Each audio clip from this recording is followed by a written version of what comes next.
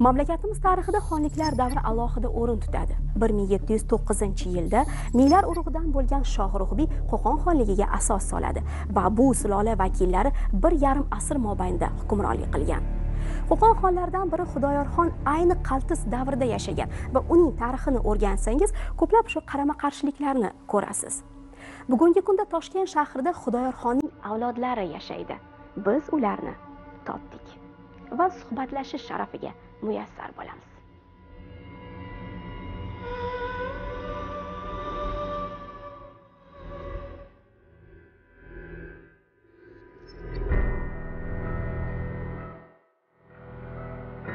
Assalomu alaykum Shohruh aka. Alaykum assalom. Siz o'zingizni Xudoyorxonni avlodiman, 4-avlodiman deb aytyapsiz-da. Abira bo'ladi shunda. Buni qanday isbotlaysiz? Bu savolni menga bir paytda mashhur yozuvchi, o'zining davrining atoqli yozuvchisi bo'lgan Jamol Kamol ham bergan edi. Shunda men Jamol Kamolga aytdimki, Jamol aka, meni ismim Shohruh. 1948-yilda tug'ilganman. Otamning ismi Komron dedim. Shunda aytdilarki, bo'ldi, yetarli dedilar. Bu avlod o'tmishi, qismatlari, anchagina o'zini tashvishlari, o'zini halokatli kunlari juda ham ko'p bo'lgan. Ta'ziqli kunlari bo'lgan. Xabaringiz bor, tarixdan masalan aytaylik, maxfiy hujjat o'zini paytda Revkomga kelgan. Maqsad Turkiston xonlarini, avlodlarini ham qatag'on qilish, keyin ularni yo'q qilish maqsadlari bo'lgan. Shunda Xudoyorxonni nechinchi o'g'illaridan tarqalgan avlodsiz? Qaysi o'g'illar? Men Xudoyorxonni 3-o'g'illaridan tarqaganman. U kishining otlari Said Umarbek bo'lgan. Bu kishi mana aytganimizdek Said Umarbek. Said Umarbek Xudoyorxonning 3-o'g'illari bo'lgan. Bu kishi yonlarida meni dadam Komronbek bo'ladilar. Mana shu xonani, shu bobolarim, avlodlarim, mendan keyingi farzandlarim, zurriyotlarim faxrlansin, ko'rsin, bilsin, kimga tegishli ekanligini his qilsin degan maqsadda qo'limdan kelgancha harakat qilib kelyapman. O'zi Toshkentga qanday kelib qolgan? Asli qo'qonliksan. Biza qo'qonlik, buni tarixi bor. Tarixi shundan iboratki, mana xon bobomiz Xudoyorxon, mana u kishining to'ng'ich o'g'illari Nasriddinbek, birinchi bizda amaki bo'ladi. Dadam Said Umarbek akalari bo'ladi. Ana u yerda Xudoyorxonning 2-o'g'illari Muhammad Aminbek, chap tarafda mana oq anaqa. Xudoyorxonning 5-o'g'illari Ibn Yaminbek. Bu shahzodalar Said Muhammad Aminbekning farzandlari. Ana endi bu yerda boya savolingizga qanday qilib bu avlod Toshkentga kelib qoldi. Bu avlod kelish tarixi shunday bo'lganki, demak Xudoyorxon 1875-yili juda og'ir vaziyatda Toshkentga Kaufman tomonidan aldab olib kelinadi. Keyinchalik sen Peterburgda imperator bilan uchrashasan deb Rossiya ichiga Orenburgga surgun qiladi. O'sha yerda uy qamog'ida qolib ketadi xon. Ana endi xon u yoqqa ketgandan keyin o'zi haligi taxtni o'g'li Nasriddin Beyni foydasiga tashlab ketgan bo'ladi. Nasriddin Bek borig'i 1 yilga yaqin taxtda o'tiradi, lekin u ham ruslarni bosqiniga, qurollangan armiyasiga, o'zini yaqinlarini xiyonati, amaldorlarni bo'ysunmasligi natijasida Nasriddin xon ham uzoq vaqt xonlik qila olmaydi. 1876-yili qolgan aholini saqlab qolish maqsadida ham Nasriddin Bek ruslarga taslim bo'ladi. Nasriddin Bekni imperatori buyrug'i bilan Vladimir shahriga surgun qilinadi, surgunga ketadi.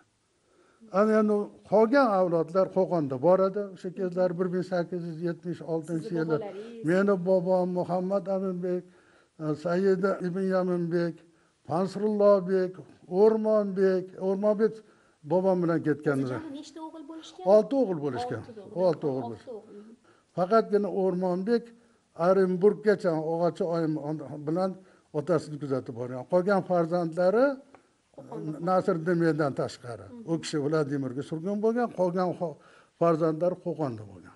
Imperatorning buyrug'i va general Kolpakovskiyning ko'rsatmasi bilan Qo'qonda yashayotgan xonzodalar, xon oyimlar, malikalar Toshkentga olib kelinadi. Endi bular taqdiri yo'lda masalan Abdulkarimbek qochib ketadi, qolganlari Toshkentga olib kelinadi.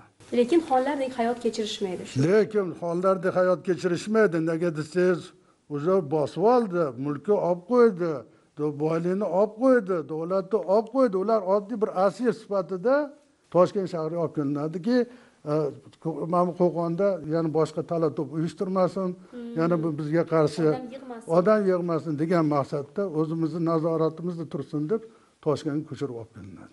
O'sha ba'zi bir tarixiy manbalarga ko'zim tushdida, Xudoyorxon xazinani o'zi bilan olib ketgan degan faktlar. Endi buni qanchalik to'g'riligini faqat Alloh biladi. Xudoyorxonning qismati juda og'ir o'tgan. Chunki o'zi emas edi. U 3 marta taxtga kelib 3 marta taxtdan ketganlar. Deyarli 25 yil davrida 25 yil Qo'qonni, vodiyni boshqargan edilar. Nafaqat Xudoyorxon, Buxoro amirligi ham, Xiva xonligi ham imperialistlarning katta o'yinini girdobiga tushib qolishadi. Sotilgan, shu tarixda xoin bo'lgan degan tamg'alar bostirilgan. Lekin aslida ular xoin emas edi. Ular o'zini qo'lidan kelgancha, imkoniyat darajasi borgancha, chunki hali feodal tuzumi, feodal usqurmalari bular yashayotgan paytda bor edi. O'shandan kelib chiqqan holatda himoya qilishdi, lekin bu tish tirnog'i bilan qurollangan dushmanga qarshi tura bilishmadi. Bitta aybi shu. Lekin o'sha Farg'ona tarixi, Xudoyorxonning so'nggi kunlari asarlarida ham ko'p shu qoralangan mazmundagi bir satrlarni ko'p uchraganmiz-da. Ko'p uchragan. Farg'ona tarixi yozilgan paytda Ibratning bu asari Sho'ro paytida chiqdi. Sho'ro hukumat paytida chiqdi. Agar Ibrat ham o'zini vaqtida xonzodalar bilan aloqada bo'lgan, bilasizmi shuni? U majburligidan yozganmi yo kimdir uni majburligidan yozib shu asar chiqarishi.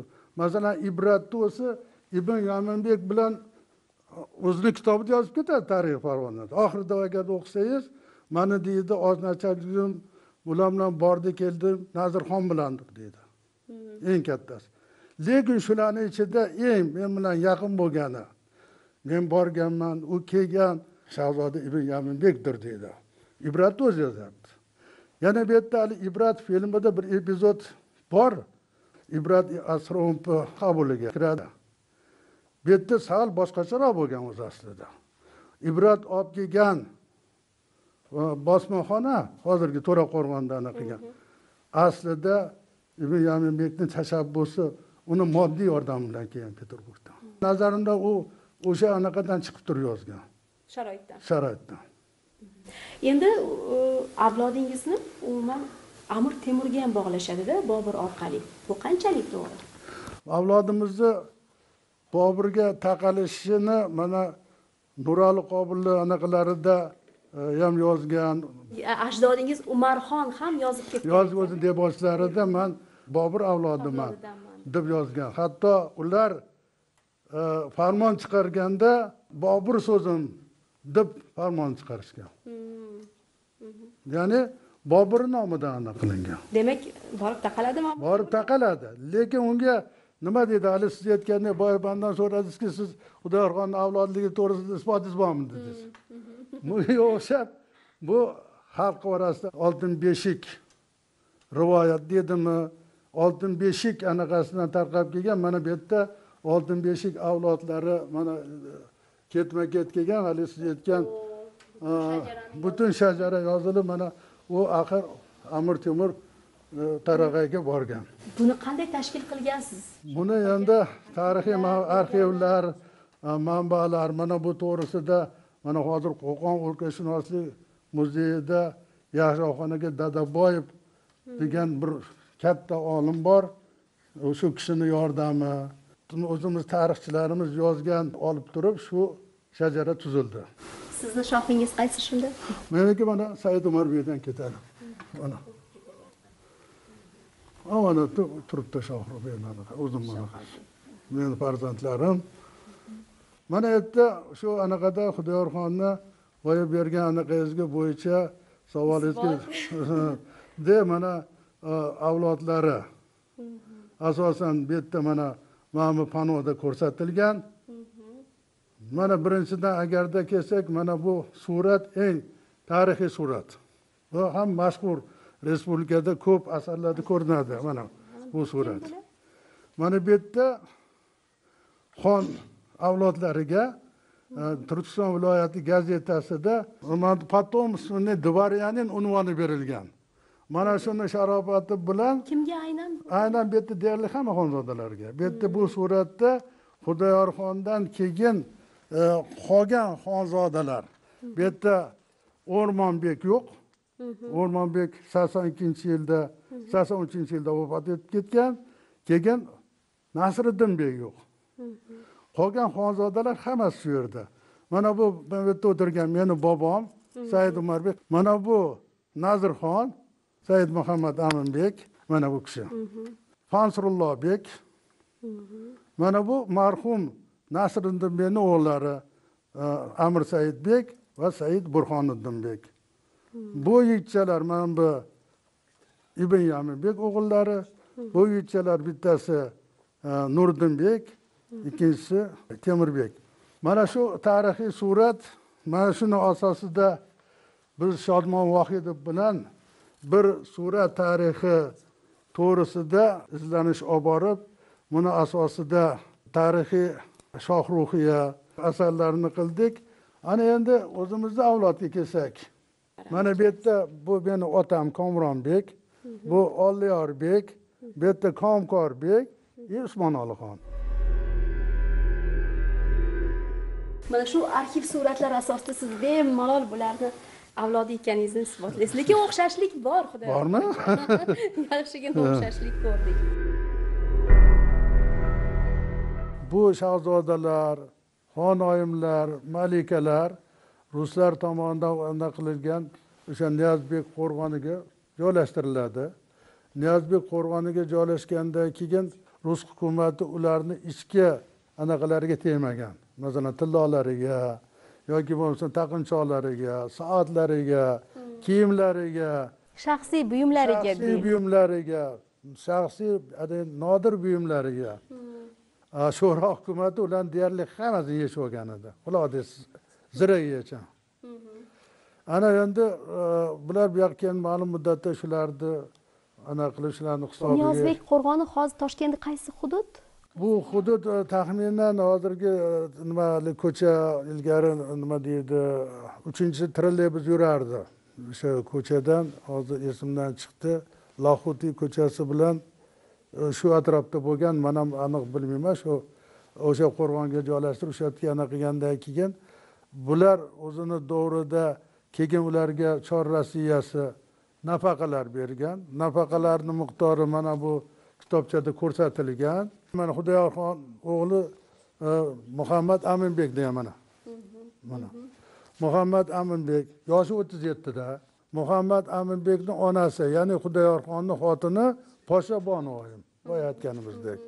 Ana u bilan Muhammad Aminbek bilan uni xotinlari bir ekan. Mana Ro'zaxon, Omon Poshsha, Nufat Poshsha. Mana bular. Lekin mana hatto yoshlarigacha ko'rsatilgan. Mana Ro'za 37 yoshda, Omon Poshsha 38 yoshda, Nufat oyim 35 yoshda. Bularni har biriga nafaqa tayinlanganmi? Yo'q, umumiy nafaqa mana bu yozyaptiki, Muhammad Aminbekka o'zi yiliga davlat tomonidan 500 so'm nafaqa tayinlangan. O'sha katta pul bo'lgan. Juda katta pul bo'lgan. Ular ishlashmagan. Ishlashmagan.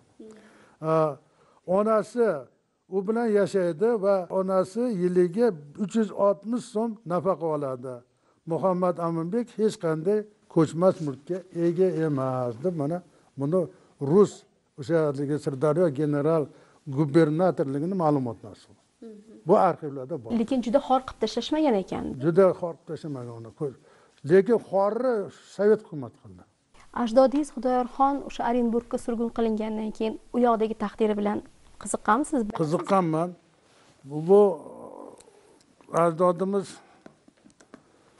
demak 1875-yili Toshkentga kelib Kaufman bilan uchrashgandan keyin Kaufman uni aldab Orenburgga surgun qiladi. Orenburgga surgun qiladi. Orenburgda Krzynovskiyga xufiya telegramma yuborib, uni o'sha yerda ushlab turishga da'vat qiladi va imperator buyrug'i bilan Xudoyorxon u yerda uy qamog'iga tushib qoladi. Uy qamog'ida 1877-yilgacha bo'ladilar. Keyin 77-yilda hajga borish, bu yerdan Rossiyadan chiqib ketish harakatlarini ko'rib yurgan edilar. 1877-yilda shu amalga oshadi.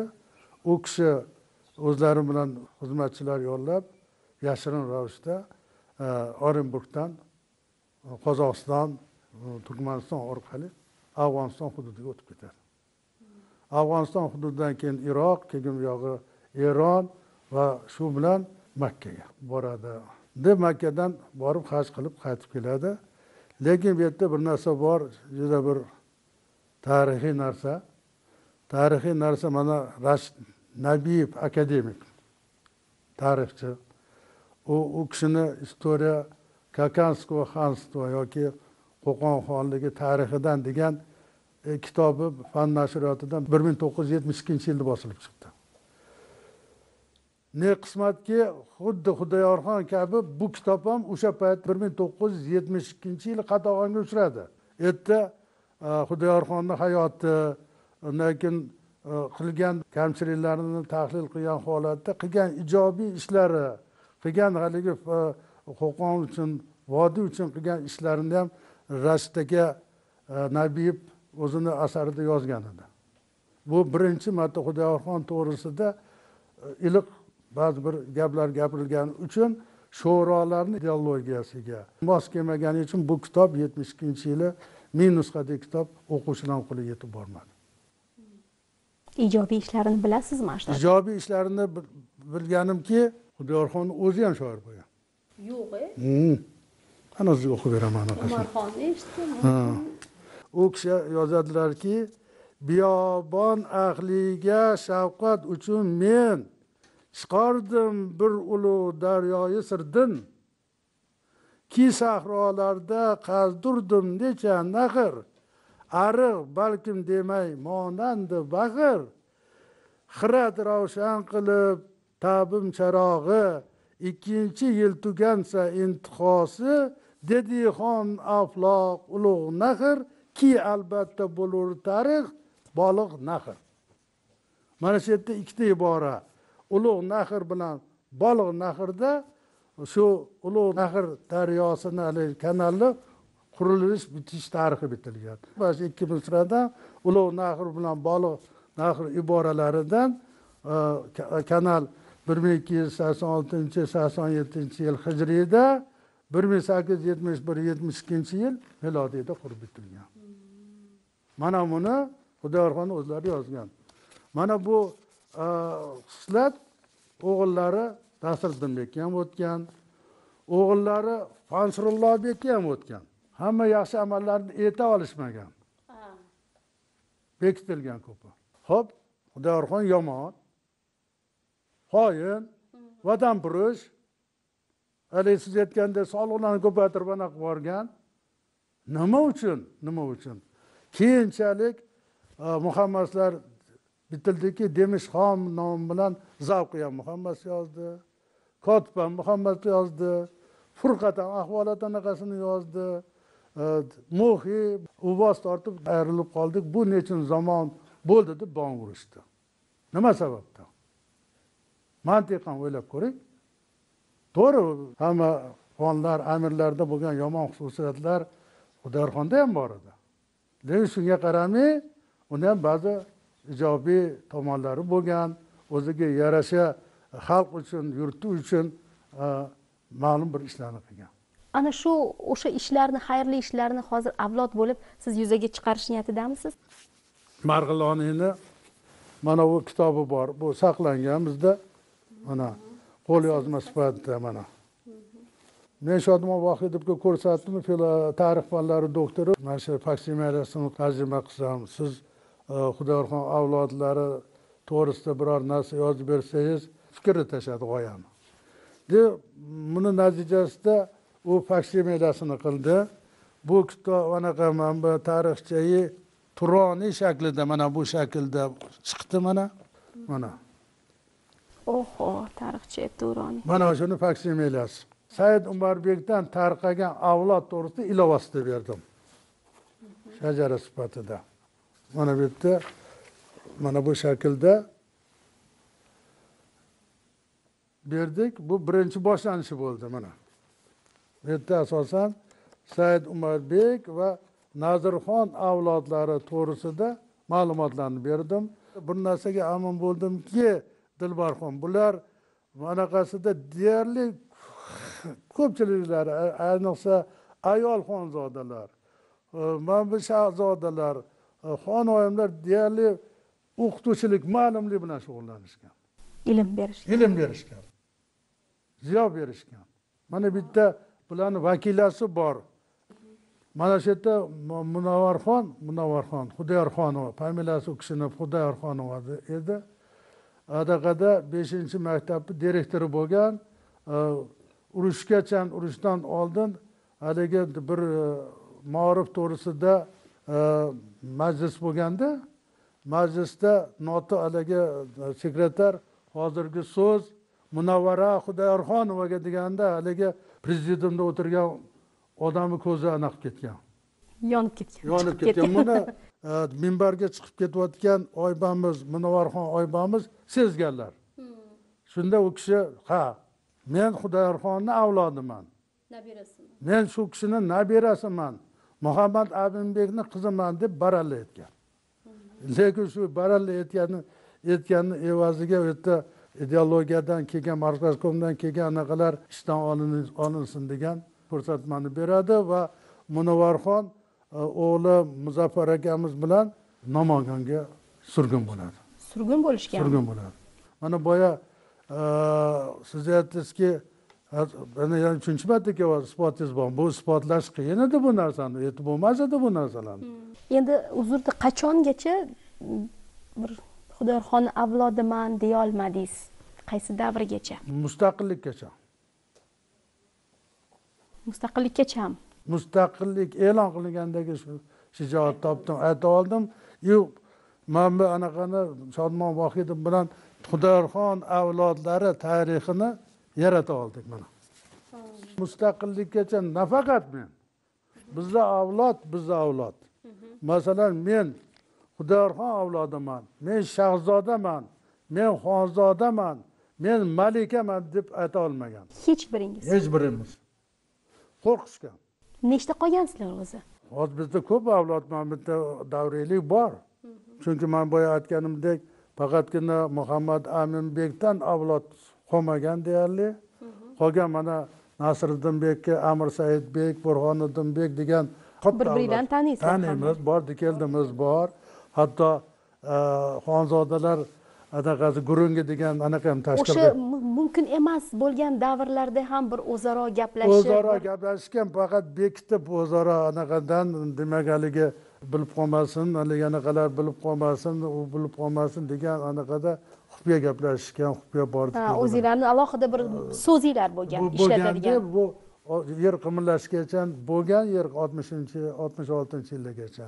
Keyin 66-yildan keyin boshqa avlodning diversiyasi, ya'ni aralashuvi, bu anaqani demak ko'p anaqamiz aralashib ketib qoldi. Endi Islombek Xudoyorxon sizga kim bo'ladi? Endi Islombek Xudoyorxon juda murakkab shaxs. Bu Islombek Xudoyorxon menga nima desam, amaki desam ham bo'ladi. Dadam bilan amakivachcha bo'lishgan. Buni qismati juda og'ir bo'lgan. Kaufmanning jiyaniga uylangan, shu rostmi? Shu rost. Mana boy aytganingizdek, mana bu fotosurat. Said Muhammad Islombekni surati. Bu Said Islombek. Boya aytganimizdek Muhammad Aminbekning 5-o'g'li bo'lgan. Onalari Omonxon podsho bo'lgan.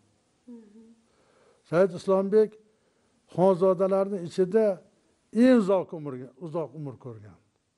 Bu kishi taxminan 100 yilga yaqin 90, demak 87-yil tug'ilgan bo'lsalar, 1983-yil vafot etganlar. Salgan 95 yil eng ko'p umr ko'rgan shu kishi bo'ladi. Endi Xudoyorxon avlodlari ichida eng xalqaro obro'ga ega bo'lgan kishi ham shu kishi bo'ladi. Diplomat bo'lgan. O'zbek diplomati bo'lgan, lekin uni aybi Afg'onistonda diplomati bo'lgan. Afg'oniston. Bu yerda tarix shunday bo'lganki, Said Islombek boya aytganimizdek Muhammad Aminbekka faxriy potomственный dvoryan aslzoda unvoni berilgandan keyin otalarining tavsiyasi bilan Orenburg kadet maktabida o'qiydi. Orenburg kadet maktabida o'qib, keyin Aleksandrovsk, bu Moskvada Aleksandrovsk harbiy bilim yurti bo'lgan. Aleksandrovsk harbiy bilim yurtida turk shahzodalari. Undan keyin boshqa shahzodalar, dvoryan bolalari o'qigan. Bu imperator tomonidan moliyalashtirilgan, imperator nazoratida bo'lgan. Ana shu bilim yurtida o'qishni davom ettirib bitirib keladi. Bitirib kelib bu yerda kelgandan keyin general gubernatorlikda pristav maqomida xizmat qiladi. 1917-yil burjua revolyutsiyasi bo'lgan paytda shahar anaqasida katta miting bo'lib, shu mitingda haligi qo'riqlash, muhofizlar deydi,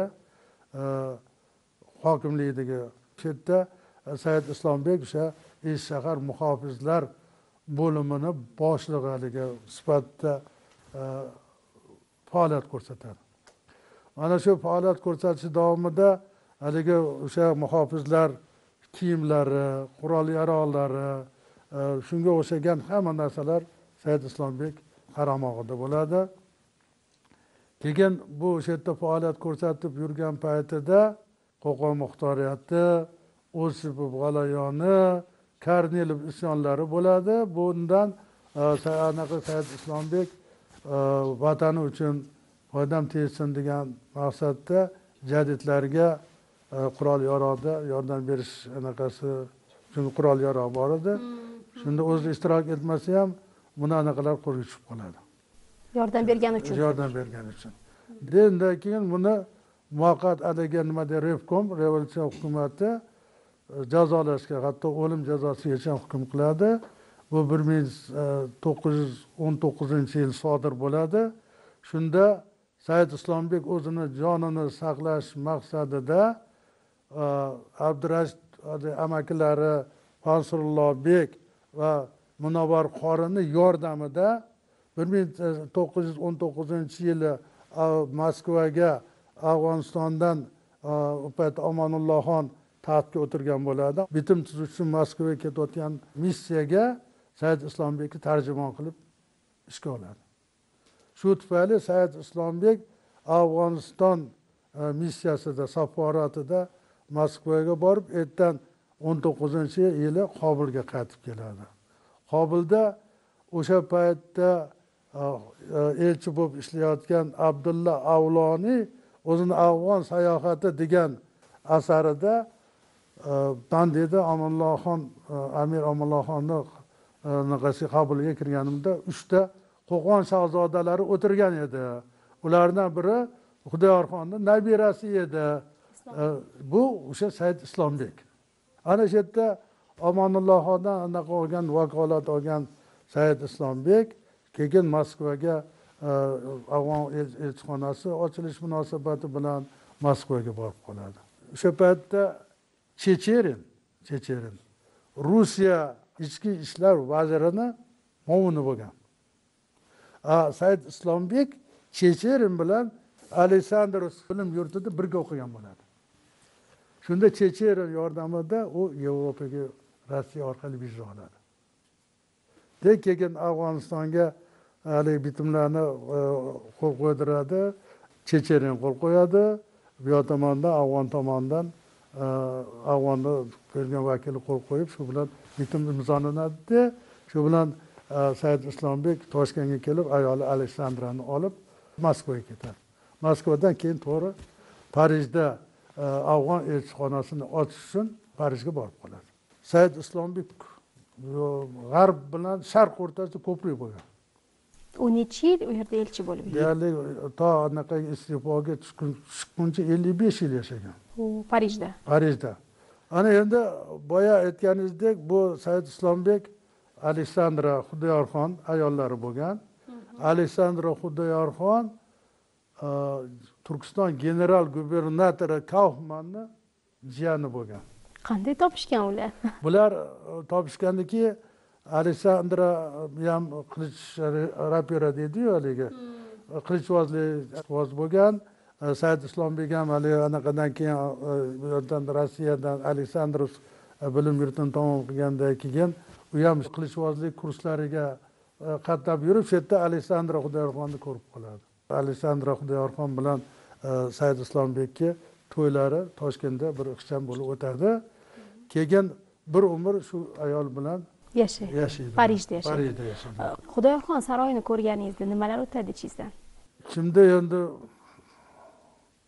afsusiyman, chunki bu saroy to'la saqlanib qolmaganiga.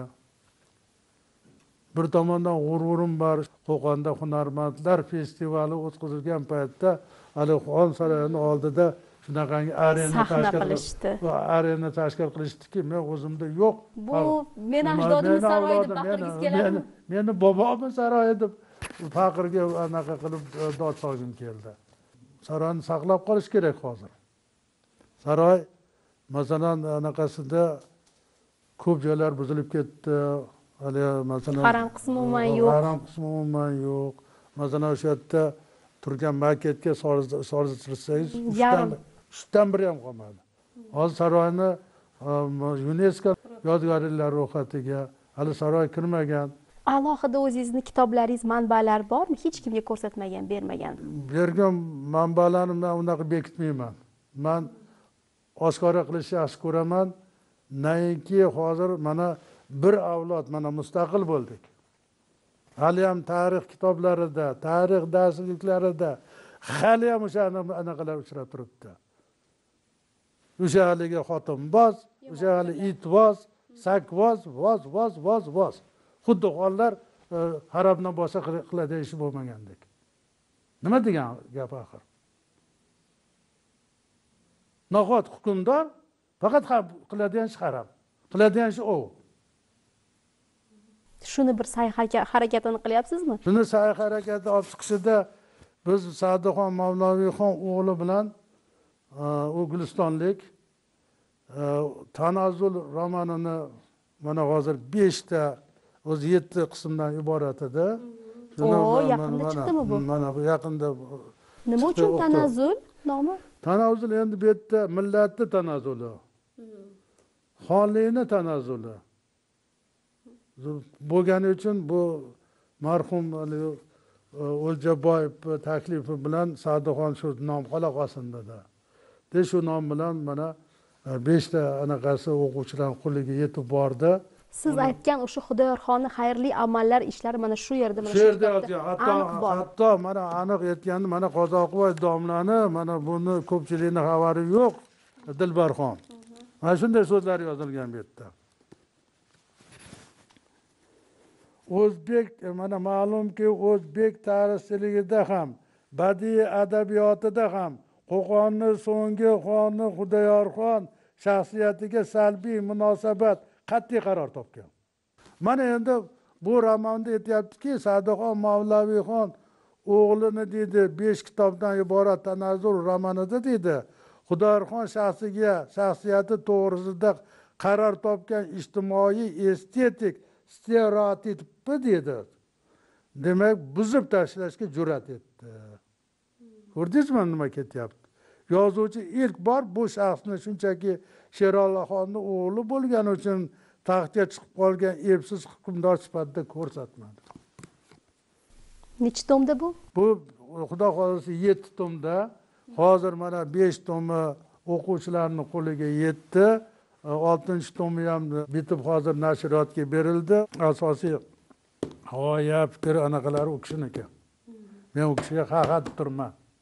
Uni tag'in ko'pchilik tushunib qolmasin, men u kishini anaqam bilan beryapti ekan, yozyapti ekan deb. Ajdodingizni nomini oqlashni istaysizmi yo haqiqat nima? Nima sizga eng muhim? Menga haqiqat kerak. Bu avloddan aytdiki ko'p, masalan Nazirxon avlodi, Xudoyorxon avlodidan o'ta nima deydi, o'zini masalan respublika uchun shaxslar chiqqan. Shular qatorida mana Nazirxon avlodidan bitta qizimiz bor. Sevara Nazarxon. Bildingizlar? Ana Sevara Nazarxon. Xalqning sevimli qo'shiqchisi, xonlarning avlodidanmi rostdan? Avlodidan. Xudoyorxon avlodidan. Men 1000 karra qilib, 100 karra qilib baral aytamanki, Sevara Nazarxon Xudoyorxon avlodi. Nazirxon avlodi. Unda ham xonida xonni ko'pirib turibdi. Nodira begimlar, Nodira begimlar, o'shancha istedodli.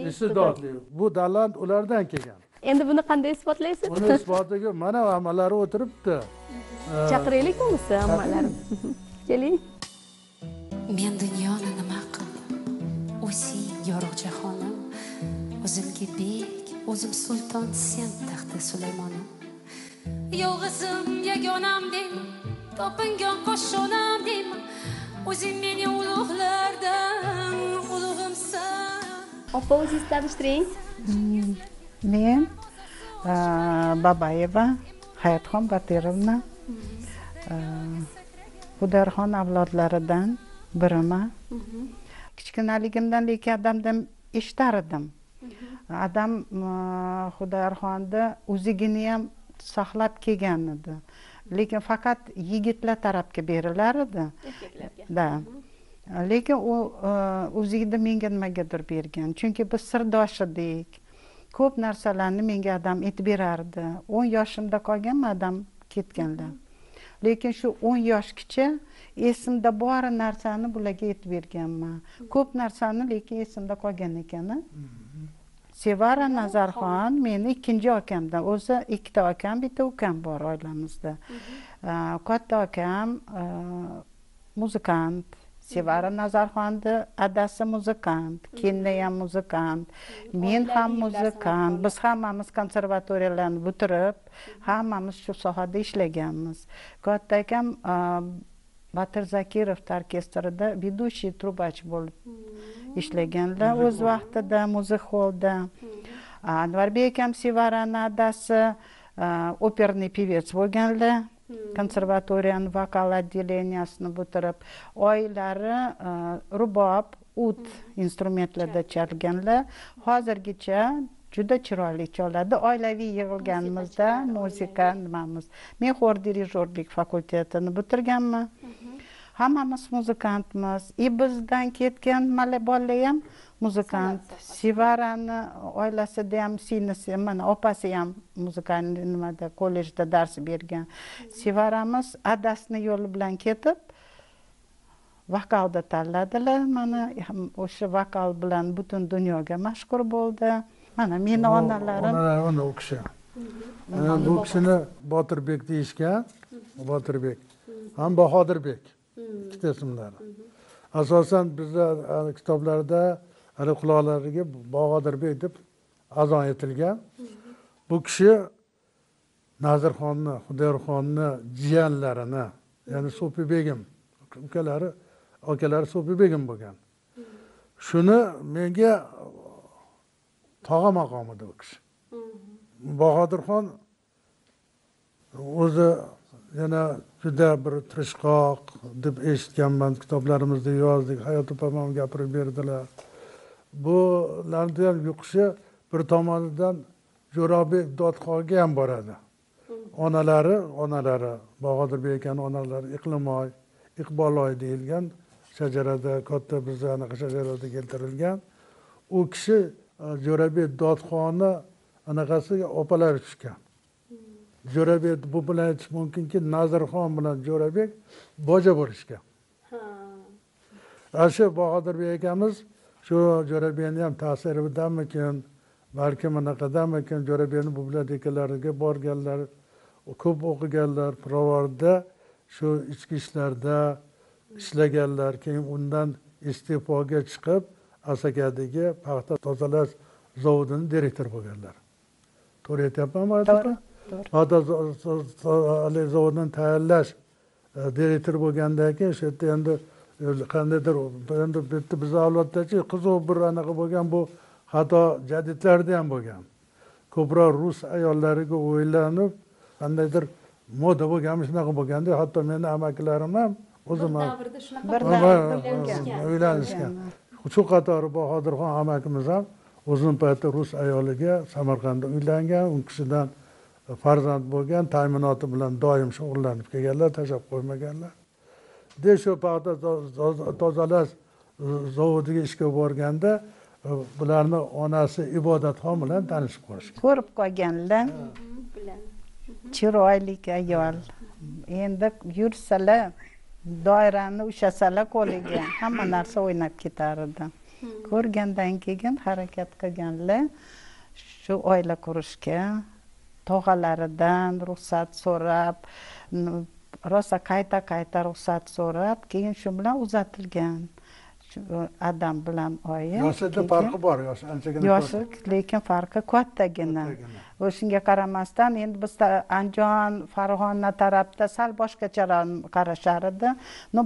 Baribir Adam kuchliroq bo'lgan shekilli, nima qilib tog'alarni hammasini roziligini olib to'y qilishgan, shu bilan oila qurilgan. Lekin bu yerda bir narsani aytib ketish kerak, aytib ham aytmayaptilar.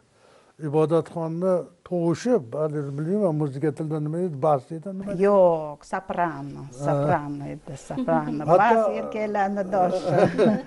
Shu hatto Halima Nosirova bor-ku, studiyasida borganda o'sha bilan tenglashgan hisobi ustidan bo'lgandi. To'ydan keyin Adam Toshkentga olib kelgan, qarindoshlar bilan tanishtirishgan. Chunki ular toshkentlik bo'lib qolgan, biz Andijonlik, lekin Tepaqo'rg'on degan joyda tug'ilgan onam. Olib kelgan. Keyin o'shanda Alisher Navoiy teatrida kurslar bo'lgan. Studiya. Da, o'sha studiyaga yozishgan. Chunki onamni ham qanaqadir bir podдержка qilaman deganda adasi, chunki mahorati bor. O'shanda borganda Saodat Kabulova nimalar qatnashgan. Birga o'qib, birga mashqlarga borib yurgan, lekin Toshkentda havasi yoqmagan. Onam qishloqdan chiqqan ayol. Toshkentda havasi yoqmagan, bir yilcha yashashgan. Keyin Adam qaraydiki, ayollari hech ham oyoqqa turolmayapti. Yana qaytib ketishgan. Qaytib ketgandan keyin o'zimizni Andijon havamiz yoqib, yana yaxshi bo'lib, shu bilan Andijonda qolganmiz. Biz Andijonda tug'ilganmiz, Sevara ham andijonlik. Andijonda tug'ilgan. Sevaraga ona merosdi. Ovoz. Shu meni oyimdan buva meros. Buva meros. Xulosa qilib nimani aytgan bo'lardingiz? Mana shuncha yil umr ko'rdingiz. Qancha o'sha ajdodlaringiz qoldirgan merosni menimcha ushlab turibsiz. Endi hozir bu ko'rsatuvdan keyin menimcha bir fikr kelyaptiki, mana avlodlarimiz ko'p o'zini anaqasini aytolmagan, o'zini anaqalarini dardini aytolmagan, aytolmay ketganlari ko'p, armonda ketganlari ko'p. Mana hozir ne baxtki, respublika mustaqillikka erishdi. Hozir baralla aytish mumkin hamma narsani. Hamma narsaga yangicha, mana yangi O'zbekiston, yana yangi qarash degan anaqani kiritish kerak menimcha. Demak, yangi qarashimiz kerak. Chunki bobolarimiz ayblash oson. To'g'ri, masalan aytaylik, Xudoyorxon, aytaylik Shayboniydek yoki Zahiriddin Muhammad Boburdek, yoki bo'lmasa Amir Temurdek, yoki bo'lmasa Napoleondek mashhur bo'lib ana qila olmasa ham, lekin u ham shaxs 25 yil Farg'ona vodiysini boshqarib keldi. Endi 25 yil boshqarish davrida o'ziga xos ijobiy anaqa xislatlari bilan salbiy anaqalari ham bo'lgan. Bu tarix. Mana shu Said Islombekning xoki hozir kecha kunduzda Parij shahridagi Perlashes qabristonida yotibdi. Perlashes qabristonidagi uni xoki turgan joy eshitishimga qaraganda ijaraga berilgan ma'lum muddatga. Endi mana shu xoklari hozir u yerda qolib ketgan. Mana ko'rdingizmi, mana bu yerda Islombek Xudoyorxon, yonida Aleksandra Xudoyorxon ayollari. Mana shu mana bunaqangi yechakaga qo'yilgan xok ketdi. Xok. Mana buni o'zlari hayotli paytlarida o'zlarining jamg'armalari hisobiga 50 yilga tuzilgan. Shuni siz olib keltirmoqchisiz. Olib keltirib, buni o'zlarini avlodlari qo'yilgan, singillari qo'yilgan, o'zlarining vaziyatlari ham shunaqa bo'lgan. 55 yil davomida o'sha yerda vatan judolikda yashadilar. Necha marta elchixonalarga, SSR elchixonasiga murojaat qilganlar, lekin yerdan bir sado ijobiy anaqa chiqmadi. Niyatingiz Niyat agarda Alloh bersa, shu kishining xoklarini, hurmatlarini joyiga keltirib, shu opa singillari, akalari yotgan korxonaga qo'ysak degan fikrlarim bor. Zora bunga mutasaddi o'rtoqlarimiz ijobiy yondashsa.